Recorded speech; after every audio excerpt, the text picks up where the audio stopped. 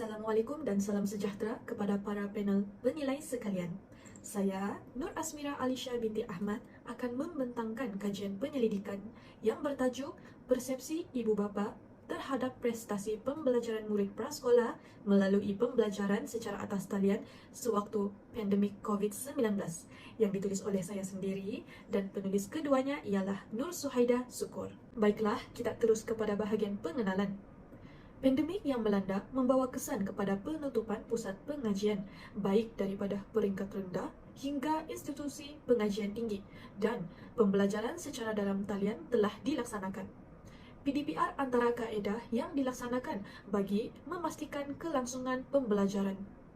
Antara alternatif yang para guru gunakan bagi memastikan pembelajaran yang disalurkan kepada murid adalah secara berterusan ialah Google Meet. Pembelajaran norma baharu telah menyebabkan tekanan kepada murid, guru dan ibu bapa bagi membiasakan kepada pembelajaran norma baharu sewaktu pandemik berlaku. Bagi kajian literatur, saya telah mengkaji kajian lepas yang bertajuk Online Teaching Learning in Higher Education During Lockdown Period of COVID-19 Pandemic by Lokanath Mishra, Tuskar Gupta and Abahashri in year 2020. The purpose of this research is seeks to address the required essentialities of online teaching learning in education amid the COVID-19 pandemic, and how can existing resources of educational institutions effectively transform formal education into online education with the help of virtual classes and other pivotal online tools in this continually shifting educational landscape. Pengkaji menggunakan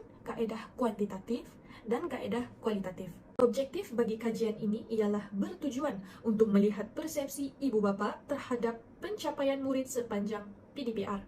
Objektif yang kedua ialah untuk melihat perbezaan pencapaian yang signifikan bagi murid 5 dan 6 tahun. Kajian ini menggunakan kaedah kuantitatif dengan reka bentuk kajian berbentuk tinjauan. Dapatan kajian ini juga dianalisis menggunakan perisian statistik IBM SPSS versi 21 bagi menguji ujian T. Seramai 67 orang ibu bapa terdiri daripada ibu bapa murid 5 dan 6 tahun di sebuah tadika di Likas, Sabah. Sampel yang diambil adalah secara rawak. Jadual berikut menunjukkan sebanyak 11 item telah disusun mengikut aspek kognitif, aspek sikap, aspek tumpuan dan aspek disiplin. Analisis mendapati mean score yang tertinggi bagi aspek kognitif dicatatkan bagi item B02. Mean score-nya mencatatkan 3.42. Analisis seterusnya mendapati mean score yang tertinggi bagi aspek sikap dicatatkan bagi item B05 dengan mencatatkan mean score-nya ialah 3.66. Mean score yang tertinggi bagi aspek tumpuan dicatatkan bagi item B06. Mean score-nya mencatatkan 3.39. Mean score yang tertinggi bagi aspek disiplin dicatatkan bagi item B07 dengan mencatatkan mean score-nya ialah 3.40. Keseluruhannya, persepsi ibu bapa terhadap pencapaian murid sepanjang PDPR mencatatkan mean score yang tertinggi ialah dalam aspek sikap, iaitu bagi item B05, manakala mean score yang terendah ialah item B10. Dapat dilihat bahawa mean score 5 tahun mencatatkan 29.57, lebih rendah berbanding mean score bagi 6 tahun, iaitu mencatatkan mean score 30.22. Hasil daripada ujian T tersebut dapat dilihat juga bahawa keputusan signifikannya ialah 0.702.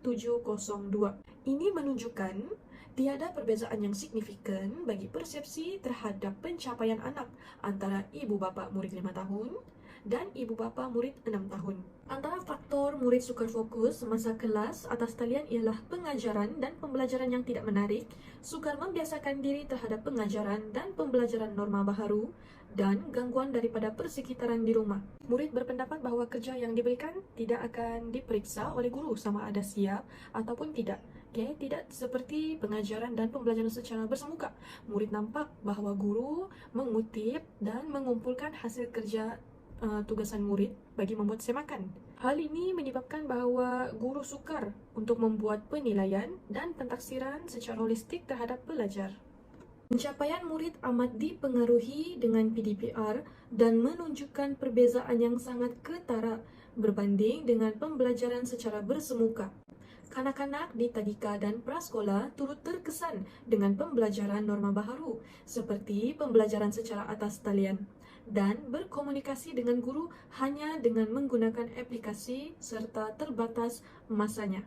Kesimpulannya, ibu bapa amat memainkan peranan yang penting semasa PDPR kerana mereka sentiasa bersama murid dan dapat memantau, mendidik serta memberi tunjuk ajar kepada murid. Berikut merupakan rujukan yang saya gunakan sepanjang menyiapkan kajian penyelidikan ini. Sekian dan terima kasih.